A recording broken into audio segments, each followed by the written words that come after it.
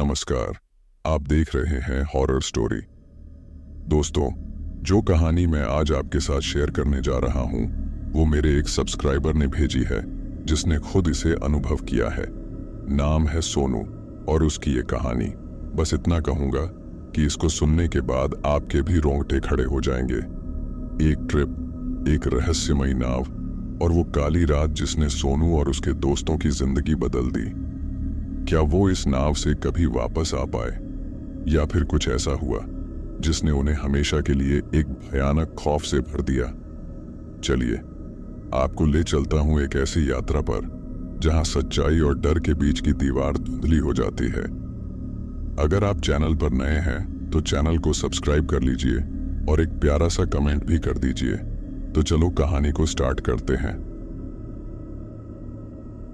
मेरा नाम सोनू है और यह कहानी मेरी जिंदगी की सबसे डरावनी घटना पर आधारित है। ऐसा कुछ जो मैंने कभी सोचा भी नहीं था। मैं कभी नहीं चाहता था कि यह अनुभव किसी और के साथ हो, क्योंकि यह ऐसा खौफनाक मंजर था जिसने मेरी रातों की नींद उड़ा दी थी। ये बात कुछ महीनों पहले की है, जब मैं अपने दोस्तों के साथ एक ट्रिप पर गया था। हम सब ने सोचा था कि नदी किनारे एक शांतिपूर्ण और रोमांचक वीकेंड बिताएंगे। मेरे दोस्त मनोज, रवि और सतीश मेरे साथ थे। हम सभी रोमांच की तलाश में थे और थोड़ी बहुत डरावनी कहानियों का अनुभव करना चाहते थे। लेकिन जो हुआ वो हमारी सोच से परे था। हम नदी किनारे पहुंचे तो देखा कि वहां कोई बड़ी भीड़ नहीं थी। एक पुरानी जर्जर नाव किनारे खड़ी थी और उसके पास कोई नहीं था। उस नाव को देखकर मुझे एक अजीब सी बेचैनी महसूस हुई। मैंने मनोज से कहा, यार, ये नाव कुछ अजीब लग रही है, चलो किसी और नाव से चलते हैं। लेकिन मनोज हंसते हुए बोला, डरपोक मत बन सोनू, कुछ नहीं है, रोमांच चाहिए था ना, ये है असली रोमांच। बिना ज्यादा सोचे हम चारों उस नाव पर सवार हो गए। नाव का मालिक एक बूढ़ा आदमी था, जिसकी आंखों में एक अजीब सी चमक थी। उसने हमसे कहा, इस नाव में उतरना आसान है, लेकिन वापस आना ये तुम पर निर्भर करता है। उसके शब्द मेरे कानों में गूंजते रहे, लेकिन रवि और सतीश ने उसे मजाक समझा और हम सब नाव में बैठ गए। जैसे ही नाव नदी के बीच में पहुंची, अचानक मौसम बदलने लगा। आसमान में बादल घिरने लगे और हवा तेज होने लगी। नाव धीरे धीरे एक रहस्यमयी द्वीप की ओर बढ़ रही थी, जहां सब कुछ खामोश और ठंडा था। हमारे पास कुछ ही देर में अंधेरा छा गया। नाव किनारे लगी और बूढ़ा आदमी हमें वहीं छोड़कर गायब हो गया। सब कुछ इतना अजीब था कि मुझे अंदर ही अंदर डर लगने लगा। चारों तरफ गहरी खामोशी थी, बस नदी की आवाज सुनाई दे रही थी।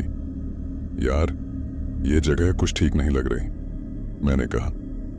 रवि ने हंसते हुए जवाब दिया, सोनू, तू हमेशा डरपोक रहता है, देख, कुछ नहीं है, ये सिर्फ तुम्हारी कल्पना है। लेकिन वो कल्पना नहीं थी। हम जैसे ही द्वीप पर चले, हमें महसूस हुआ कि वहां कुछ था, कुछ ऐसा जो हमें देख रहा था। हर कदम के साथ मुझे ऐसा लग रहा था जैसे कोई परछाई हमारे पीछे पीछे चल रही हो। अचानक सतीश रुक गया, उसकी आंखें फैल गईं और उसने कांपते हुए कहा, वो देखो। हम सब ने मुड़कर देखा और जो नजारा देखा उसने हमारे पैरों तले जमीन खींच ली। वहां पानी के ऊपर हवा में तैरती हुई कुछ आकृतियां थीं। वो इंसानों जैसी दिख रही थीं, लेकिन उनकी आंखें नहीं थीं। उनके चेहरे पर एक अजीब सी हंसी थी, वैसी हंसी जो आपकी रूह को कंपा दे। मैं कभी किसी भूत प्रेत की कहानियों पर यकीन नहीं करता था, लेकिन उस वक्त उन आकृतियों को देखकर मेरे शरीर में ठंड दौड़ गई। वो धीरे धीरे हमारी ओर बढ़ रही थीं और उनकी हंसी हर बार और तेज होती जा रही थी। भागो, मनोज चिल्लाया और हम सब जितनी तेजी से भाग सकते थे भागने लगे। लेकिन जैसे जैसे हम भाग रहे थे, ऐसा लग रहा था कि वो हमें घेर रही हैं। उनकी हंसी, वो हंसी मेरे कानों में गूंज रही थी। हम भागते भागते थक गए थे। अचानक रवि गिर पड़ा। मैंने उसकी तरफ दौड़ लगाई, लेकिन जब मैंने उसे उठाने की कोशिश की तो उसकी आंखें अजीब सी हो गई थीं। वो कुछ बुदबुदा रहा था।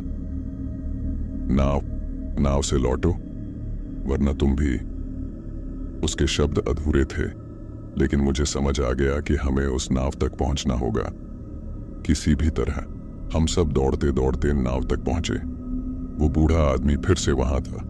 उसकी आंखें वहीं अजीब सी चमक लिए हुई थीं।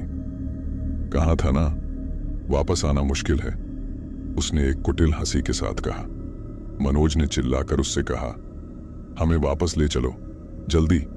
बूढ़े ने धीरे से सिर हिलाया और नाव धीरे धीरे नदी में फिर से चल पड़ी।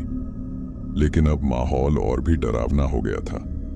नदी की लहरों में हमें फिर से वही आकृतियां दिख रही थीं, लेकिन इस बार वो हमें छूने की कोशिश कर रही थी। उनका हाथ हमारी नाव के पास आकर रुक जाता था। मेरी धड़कन तेज हो गई थी, लेकिन जैसे ही हमने किनारा देखा, मैंने राहत की सांस ली। हमने सुरक्षित किनारे तक पहुंचने की उम्मीद की थी, लेकिन जैसे ही हम नाव से उतरे, हमें एहसास हुआ कि वो नाव अब हमारी नहीं थी। बूढ़ा आदमी गायब हो चुका था। नाव खाली थी। हम सभी चुपचाप खड़े थे। हमारे दिलों में एक अजीब सी दहशत थी। सतीश ने अचानक मुझे खींचकर नदी के किनारे पर ले जाकर कहा, सोनू, वो देख। मैंने नदी में झांका और जो मैंने देखा वो अब तक का सबसे खौफनाक दृश्य था। हम सबकी परछाइयां नहीं थीं। वहां नदी के पानी में हमारी जगह वही अजीब आकृतियां दिखाई दे रही थीं जो हमें तैरते हुए देख रही थीं। उनका चेहरा, वही अजीब सी हंसी। हम अब कभी इस नाव के उस पार नहीं जा सकते थे, क्योंकि हम खुद भी उन आत्माओं का हिस्सा बन चुके थे। उस रात के बाद से कुछ भी सामान्य नहीं था। हर दिन की शुरुआत उसी खौफ के साथ होती थी जो हम उस नाव में छोड़ आए थे। जब हम किनारे पर वापस आए थे, हमें लगा था कि सब कुछ खत्म हो गया, लेकिन शायद हम बहुत बड़े धोखे में थे। रातों को सोते समय मुझे वही अजीब सी हंसी सुनाई देती थी, और केवल मुझे ही नहीं, मेरे दोस्तों को भी कुछ ऐसा ही महसूस हो रहा था। मनोज, सतीश और रवि, हम सब हर वक्त बेचैनी में रहते थे। सबसे अजीब बात यह थी कि जब भी हम आईने में खुद को देखते, हमें हमारी परछाइयां अजीब लगती। कभी कभी ऐसा लगता था कि वे हमारी नहीं, बल्कि उन आत्माओं की हैं जो उस नाव में हमें घेर रही थीं। कुछ दिनों बाद रवि मुझसे मिलने आया। उसकी हालत बेहद खराब थी। आंखों के नीचे गहरे काले घेरे, जैसे उसने कई रातों से सोया ना हो। वह बेतहाशा कांप रहा था। सोनू, ये सब खत्म नहीं हुआ है, उसने कांपती आवाज में कहा। मैं उसे देखकर डर गया। क्या हुआ रवि, साफ साफ बताओ। रवि ने रुआंसी आंखों से मुझे देखा और बोला, कल रात मैंने उस नाव को फिर देखा। मैं अपने घर में था, बिस्तर पर सोने की कोशिश कर रहा था, लेकिन अचानक मैंने अपने कमरे में पानी की आवाज सुनी।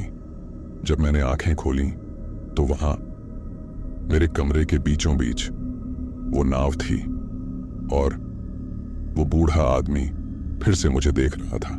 उसकी बात सुनकर मेरी रीढ़ में सिहरन दौड़ गई। तुम बुखार में हो रवि, ये सब तुम्हारी कल्पना है। लेकिन मैं जानता था कि वो जो कह रहा था वो सच हो सकता था, क्योंकि मैंने भी पिछले कुछ दिनों में वही अनुभव किया था।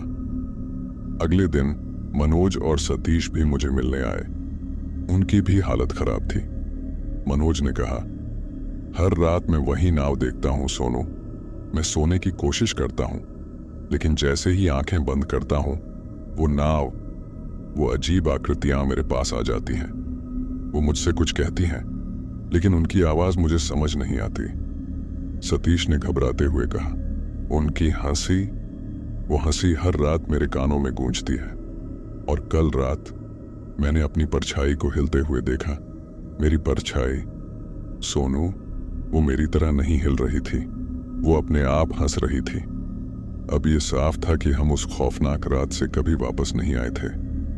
हमारी आत्माएं अब भी उस भूतिया नाव में फंसी हुई थीं, और अब वो आत्माएं हमारे साथ थीं।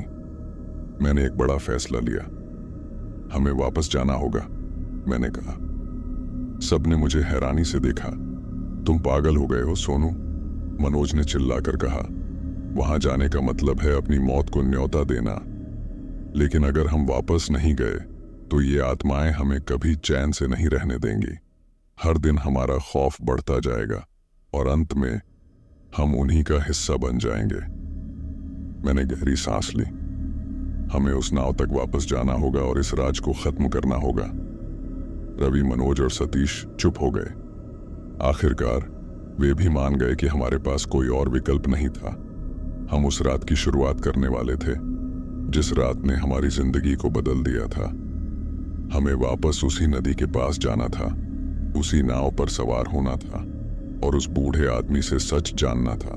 हम चारों वापस नदी किनारे पहुंचे। इस बार नदी के किनारे अजीब सी खामोशी थी। हवाएं भी जैसे डर से थम गई थीं। हम सभी के दिलों में डर था, लेकिन हमें पता था कि हमें यह करना ही था। अचानक वही पुरानी नाव नदी में दिखाई दी। वो बूढ़ा आदमी चुपचाप खड़ा था, उसकी आंखों में वही अजीब सी चमक। वो हमारी ओर बिना कुछ कहे देख रहा था, जैसे उसे पहले से पता हो कि हम वापस आएंगे। तुम फिर से आ गए, उसने धीरे से कहा। उसकी आवाज में एक ठंडक थी जो सीधे हमारी रूहों को छू गई। तुम्हें हमें बताना होगा कि यह सब क्या है, मैंने चिल्लाकर कहा। हमारे साथ क्या हो रहा है? क्यों हमारी परछाइयां हमें छोड़ रही हैं? क्यों हमें हर वक्त डर महसूस होता है? बूढ़ा आदमी हंसा, वही अजीब सी हंसी। इस नाव की आत्माएं अब तुम्हारा पीछा कर रही हैं। तुमने उस रात उनकी दुनिया में कदम रखा था और अब वो तुम्हारी दुनिया में कदम रख चुकी हैं। तुम्हें उनसे छुटकारा पाना है तो तुम्हें कुछ देना होगा, अपनी आत्मा या किसी और की। हम सब चौंक गए। मतलब? मनोज ने डरते हुए पूछा। तुम इस नाव में फिर से आ चुके हो। अगर तुम वापस जाना चाहते हो तो तुम्हें बलिदान देना होगा, या तो अपनी आत्मा या किसी और की। बूढ़ा आदमी धीरे धीरे नाव को नदी के बीच की ओर ले जाने लगा। हम सबके दिलों में एक ही सवाल था, अब क्या? क्या हम अपनी आत्माओं को उन आत्माओं के हवाले कर देंगे या फिर किसी और को इस खौफनाक खेल में फंसने देंगे? अचानक रवि उठ खड़ा हुआ। मैं समझ गया, यह सब तभी खत्म होगा जब कोई एक अपनी आत्मा समर्पित करेगा। मैं वो इंसान बनूंगा। नहीं रवि, मैंने उसे रोकने की कोशिश की, लेकिन वो नाव की ओर बढ़ने लगा। तुम सबको इस डर से बचाने का यही तरीका है। अगर मैं नहीं गया तो हम सब इसी तरह भटकते रहेंगे। बूढ़ा आदमी मुस्कुराया। आखिरकार किसी ने सही फैसला किया। रवि धीरे धीरे नाव में बैठ गया और उस बूढ़े ने नाव को नदी के बीचों बीच ले जाना शुरू किया। हम सब किनारे पर खड़े रहे, असहाय, डर और खौफ के साए में। नाव दूर होती गई और फिर अचानक गायब हो गई। रवि के बलिदान के बाद हमने सोचा था कि अब सब खत्म हो चुका है, पर जैसे जैसे दिन बीतते गए हमें एहसास हुआ कि डर का वह साया अब भी हमारी जिंदगी से गायब नहीं हुआ था। मैं, मनोज और सतीश तीनों अब भी उस खौफनाक अनुभव से जूझ रहे थे। परछाइयां अब भी अजीब ढंग से हंसती। रात को वही डरावनी हंसी कानों में गूंजती और कभी कभी हमें ऐसा लगता कि रवि हमें देख रहा है, लेकिन वो रवि नहीं था। एक रात मनोज मुझसे मिलने आया। उसकी हालत पहले से भी ज्यादा खराब हो चुकी थी। उसकी आंखों में पागलपन झलक रहा था। सोनू, रवि वापस आ गया है, उसने कांपते हुए कहा। क्या बकवास कर रहा है? मैंने चौंक कर कहा। मैंने उसे देखा कल रात। वो मेरे कमरे के बाहर खड़ा था। उसके होंठों पर वही अजीब सी हंसी थी और उसकी आंखों में वो चमक थी जो उस बूढ़े आदमी की थी। यह सुनते ही मेरा दिल जोर जोर से धड़कने लगा। क्या वाकई रवि की आत्मा हमें कुछ बताने की कोशिश कर रही थी, या फिर वो भी अब उन आत्माओं का हिस्सा बन चुका था जो हमें इस खौफनाक खेल में फंसाने की कोशिश कर रही थीं? सतीश भी कुछ दिनों से गायब था। हमने उससे संपर्क करने की कोशिश की, लेकिन वो किसी से भी बात नहीं कर रहा था। मुझे डर था कि कहीं वो भी उसी अंधेरे में खो गया हो जिस अंधेरे ने रवि को अपनी गिरफ्त में लिया था। फिर एक रात जब मैं घर में अकेला था, मुझे लगा कि कोई मुझे देख रहा है। मैंने चारों ओर नजर दौड़ाई, लेकिन कुछ नहीं था। तभी एक अजीब सी आवाज आई, पानी में हिलने की आवाज, जैसे कोई नाव नदी में तैर रही हो। मैं तुरंत खिड़की की ओर भागा। बाहर देखा तो मेरे घर के ठीक सामने वही भूतिया नाव नदी में तैरती नजर आई। और इस बार नाव में सिर्फ वो बूढ़ा आदमी नहीं था, रवि और सतीश भी नाव में बैठे हुए थे। उनकी आंखों में कोई भावना नहीं थी, बस एक शून्य, और उनके चेहरे पर वही खौफनाक हंसी। मैंने खुद को रोकने की कोशिश की, लेकिन मेरे पैर मानो खुद ही उस नाव की ओर बढ़ने लगे। जैसे ही मैं नदी के किनारे पहुंचा, बूढ़ा आदमी नाव से उतरकर मेरे पास आया। उसकी आंखें अब भी वैसी ही चमक रही थीं, और उसके चेहरे पर एक रहस्यमयी मुस्कान थी। तुम्हारा अंत आ चुका है सोनू, उसने धीरे से कहा। अब तुम्हारी बारी है। मैंने रवि और सतीश को खो दिया। मैंने कांपते हुए कहा, तुम क्या चाहते हो? क्या ये सब हमेशा ऐसे ही चलता रहेगा? बूढ़ा आदमी धीरे धीरे हंसा और बोला, तुमने जो देखा वो केवल एक खेल का हिस्सा था। यह नाव आत्माओं का अड्डा है। जो भी इस नाव में चढ़ता है वह अपनी आत्मा खो बैठता है। लेकिन तुम अब भी बच सकते हो सोनू। अगर तुम अपने दोस्तों को वापस पाना चाहते हो तो तुम्हें अपनी आत्मा भी नाव को समर्पित करनी होगी। और अगर मैं नहीं करूं, मैंने कांपते हुए पूछा, तब तुम्हारी आत्मा इस अंधेरे में खो जाएगी और तुम इस खेल का हिस्सा बन जाओगे। मेरे पास कोई और रास्ता नहीं था। मैंने अपनी आंखें बंद कर लीं। मुझे समझ आ गया था कि इस खेल को खत्म करने का एक ही तरीका था, मुझे खुद को समर्पित करना होगा। मैं नाव की ओर बढ़ा और उसमें चढ़ गया। रवि और सतीश अब भी चुपचाप बैठे हुए थे, जैसे उनकी आत्माएं पहले ही खो चुकी थीं। बूढ़े आदमी ने नाव को बीच नदी में ले जाना शुरू कर दिया। जैसे जैसे नाव आगे बढ़ती गई, मुझे महसूस हुआ कि मेरी आत्मा धीरे धीरे मुझसे दूर जा रही है। मेरी आंखें भारी होने लगीं और मेरा शरीर हल्का महसूस करने लगा। अचानक वो आत्माएं फिर से नाव के चारों ओर मंडराने लगी। उनकी हंसी पहले से भी ज्यादा डरावनी थी, लेकिन इस बार मुझे डर नहीं लगा। मैं जानता था कि अब सब खत्म होने वाला था। लेकिन तभी एक चमत्कार हुआ। नाव अचानक रुक गई और वो आत्माएं एक एक करके गायब होने लगी। बूढ़े आदमी के चेहरे पर घबराहट छा गई। ये कैसे हो सकता है? उसने चिल्लाया। तभी रवि और सतीश की आंखें खुलीं। उनकी आत्माएं अब वापस लौट आई थीं, और उसी पल मैंने महसूस किया कि मेरी आत्मा भी मुझे छोड़ने के बजाय मुझसे जुड़ने लगी थी। हम तीनों ने उस बूढ़े आदमी को देखा और उसकी आंखों में पहली बार डर दिखाई दिया। तुमने इस खेल को खत्म कर दिया, बूढ़े आदमी ने कांपते हुए कहा। तुमने अपनी आत्मा समर्पित करने का फैसला किया, लेकिन सच्चा बलिदान हमेशा मुक्ति लाता है। अब तुम आजाद हो। और उसी पल नाव और वो बूढ़ा आदमी धीरे धीरे धुंध में घुलने लगे। कुछ ही देर में सब कुछ गायब हो गया। नाव, आत्माएं और वो अजीब सी हंसी। हम तीनों अब नदी के किनारे खड़े थे और आसमान में सूरज उग रहा था। सब कुछ शांत हो गया था। हमें लगा जैसे किसी ने हमें किसी बड़े बोझ से मुक्त कर दिया हो। मैंने रवि और सतीश की ओर देखा और हम तीनों ने राहत की सांस ली।